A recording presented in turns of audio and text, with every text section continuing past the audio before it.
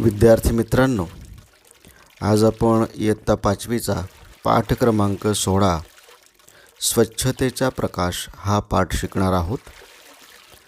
या पाठाचे लेखक आहेत यदुनाथ थत्ते.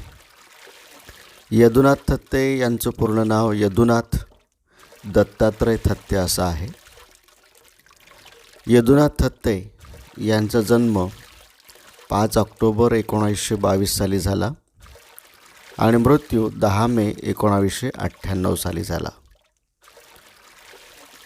यदुनाथ दत्तात्रय थत्ते हे प्रसिद्ध साहित्यकार, पत्रकार, लेखक म्हणून ओळखले जातात. स्वर्गीय श्री यदुनाथ दत्तात्रय थत्ते यांच्या 98व्या जन्मतिथीनिमित्त त्यांना विनम्र अभिवादन. 1956 ते 1982 या काळात ते साधने या साप्ताहिकाचे संपादक होते.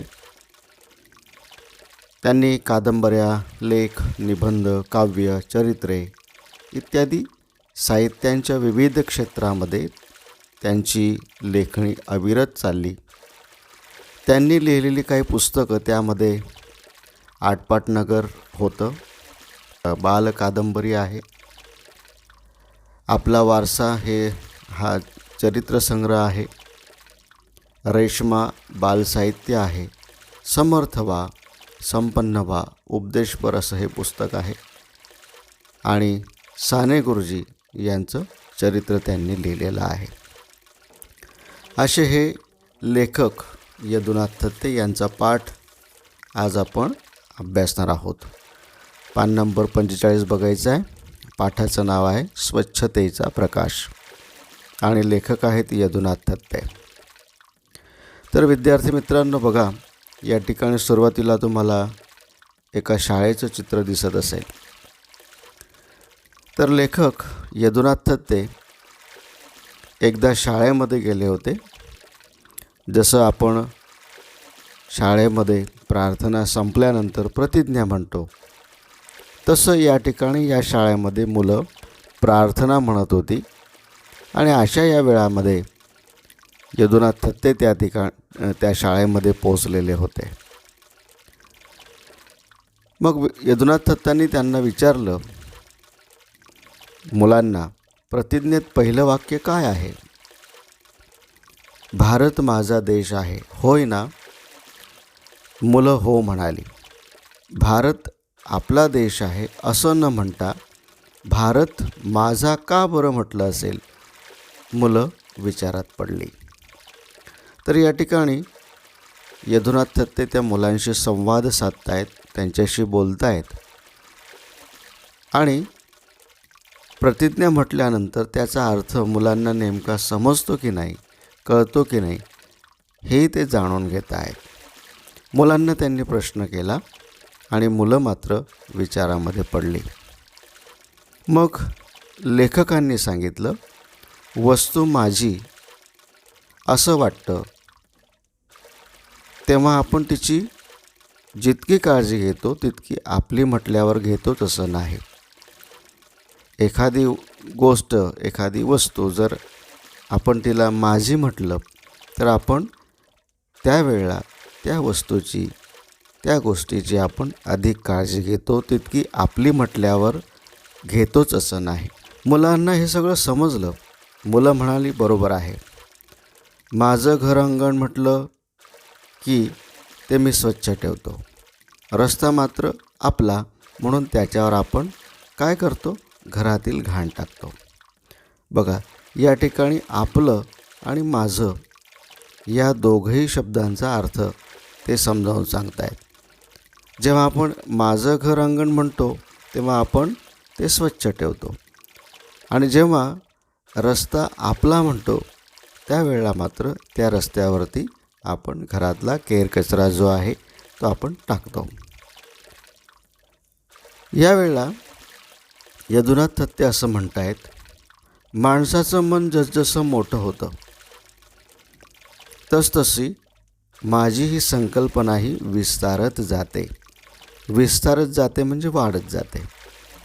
हे विश्वची माझे घर, म्हणजे संबंध हे जे विश्व आहे, हे जे जग आहे, हे जगच माझं घर आहे, असं म्हणण्या इतकं संतांचं मन मोठं होतं. आणि त्यामुळे सगळीकडे जीवन स्वच्छ निर्मळ व्हावं म्हणून त्यांनी प्रयत्न केले. निर्मळ म्हणजे स्वच्छ. आता संत म्हटल्यानंतर त्यांचं मन जे आहे ते एवढं मोठं असतं की हे विश्वची माझे घरं, ते भारताचे राहत नाही, ते विश्वाचे होऊन जातात. आणि म्हणून त्यांच्यासारखं स्वच्छ निर्मळ आपलंही मन व्हावं यासाठी आपण प्रयत्न केले पाहिजे. महात्मा गांधी, आता तुम्हाला माहिती असेल, महात्मा गांधींनी अहिंसेच्या बळावरती त्यांनी स्वातंत्र्य मिळवून दिलं. विनोबा भावे, विनोबा भावेंचंही नाव तुम्ही ऐकलं असाल. बोधान चळवळीचे प्रणेते आचार्य विनोबा भावे यांनीसुद्धा अनेक असे जे बिचारे गरीब होते अशा लोकांना त्यांनी शेती मिळवून दिल्या, जमिनी मिळवून दिल्या. भूदान चळवळ जी आहे ही मोठ्या प्रमाणावरती त्यांनी राबवली. असे हे आचार्य विनोबा भावे. त्याच्यानंतर सेनापती बापट, थोर समाजसेवक हे होऊन गेले सेनापती बापट. यांचाही तुम्ही माहिती घेतलीच असेल. साने गुरुजी व संत गाडगे महाराज. साने गुरुजींचं नाव तुम्ही ऐकलं असेल. श्यामची आई त्याची कादंबरी जी आहे ती अतिशय प्रसिद्ध झालेली आहे. असे हे साने गुरुजी. त्यानंतर संत गाडगे महाराज. संत गाडगे महाराजांचं तुम्हीसुद्धा नाव ऐकलं असेल. ते राष्ट्रीय संत म्हणून ओळखले जातात. संत गाडगे बाबा ज्या ठिकाणी जात त्या ठिकाणी स्वतः कष्ट करत, त्या ठिकाणी स्वच्छता करत, झाडू मारत आणि जे मिळेल ते अन्न जे आहे ते सेवन करत, संध्याकाळी मात्र एखाद्या मंदिरासमोर जाऊन ते भजन किंवा कीर्तन करत. असे हे गाडगे बाबा. हातात झाडू घेत आणि इतरांनाही घ्यायला शिकवत. असे जे हे थोर लोक होऊन गेले, यांनी आपल्याला त्यांच्या आचरणातून काही शिकवणूक जी आहे ती दिलेली आहे. तर अशा प्रकारचा संवाद चालू असताना लेखकाने म्हणजे यदुनाथ थत्तेंनी मुलांना प्रश्न केला, तुम्ही कोणी कधी रेल्वेनं प्रवास केला आहे का? मुलांना यदुनाथ थत्तेंनी प्रश्न केला की तुम्ही मुलांनो रेल्वेने कधी प्रवास केला आहे का? त्यावेळेला बऱ्याच मुलांनी हात वर केले. तेव्हा मी विचारलं, खिडकीजवळ काय लिहिलेलं असतं? तेव्हा एक मुलगा त्या ठिकाणी म्हणतो, येथे थुंकू नका असं लिहिलेलं असतं. म्हणजे स्वच्छतेच्या सूचना ज्या आहेत या रेल्वे डब्यामध्ये सुद्धा लिहिलेल्या असतात. तेव्हा यदुनाथ थत्ते म्हणतात, एकदा एक मनुष्य डब्यातच थुंकला. यदुनाथ थत्तेसुद्धा रेल्वेने प्रवास करत होते. त्यांच्यासमोर एक सद्गृहस्थ बसलेला होता आणि त्यांच्यासमोरच तो डब्यामध्ये थुंकला. तेव्हा यदुनाथ थत्त्यांनी त्यांचं लक्ष त्या थुंकू नका या सूचनेकडे त्यांनी वेधलं. तेव्हा मात्र त्या सद्गृहस्थाला राग आला. तो म्हणाला, गाडी काय तुमच्या बापाची आहे? तेव्हा यदुनाथ थत्ते शांतपणे त्याला म्हणाले, माझ्या बापाची नाही, तुमच्या बापाची नाही, म्हणून काय घाण करायची? असं यदुनाथ थत्ते त्या माणसाला समजावत आहेत. देश माझा म्हणण्यामागे अशी भूमिका आहे. मग विद्यार्थी मित्रांनो, यदुनाथ थत्ते माझा आणि आपला या दोन शब्दांचा अर्थ तुम्हाला त्या प्रतिज्ञेतला समजून सांगतायत. देश माझा म्हणण्यामागे अशी भूमिका आहे म्हणजे आपण स्वतः सगळ्यांनी स्वच्छतेची काळजी जी आहे ती घेतली पाहिजे. हा देश जर आपला तर हे डोंगर उघडे बोडके का, म्हणजे उजाड का? आपण वंदे मातरम म्हणताना, वंदे मातरम हे आपलं राष्ट्रगीत आहे.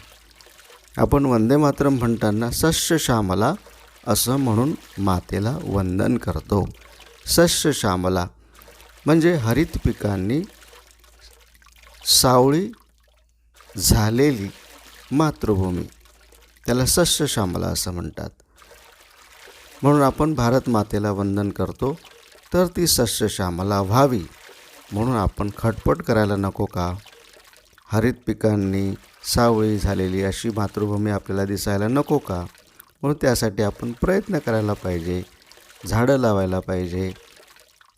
भारत माझा देश आहे असं नुसतं पोपटासारखं तोंडाने म्हणण्याऐवजी तुमच्या सर्व इंद्रियातून ही भावना व्यक्त व्हायला पाहिजे. आणि म्हणून आपण एखादी प्रतिज्ञा जेव्हा करतो तेव्हा मात्र आपण ती पोपटासारखी नुसतं न म्हणता पोपटासारखं तोंडानं म्हणण्याऐवजी तुमच्या सर्व इंद्रियातून ही भावना जी आहे ही व्यक्त व्हायला पाहिजे. आणि मुलांनाही आपला आणि माझा या प्रतिज्ञेतला जो अर्थ आहे तो त्यांना समजला. मुलांनी उत्साहाने माना डोलावल्या आणि मुलांना त्याचा अर्थ जो आहे, नेमका अर्थ जो आहे तो कळला प्रतिज्ञेतला. आणि या ठिकाणी मुलांच्याही मनामध्ये स्वच्छतेचा प्रकाश जो आहे हा पडला. आणि या पाठाचं शीर्षकच आहे स्वच्छतेचा प्रकाश. आणि या ठिकाणी मित्रांनो हा पाठ जो आहे हा पूर्ण झालेला आहे.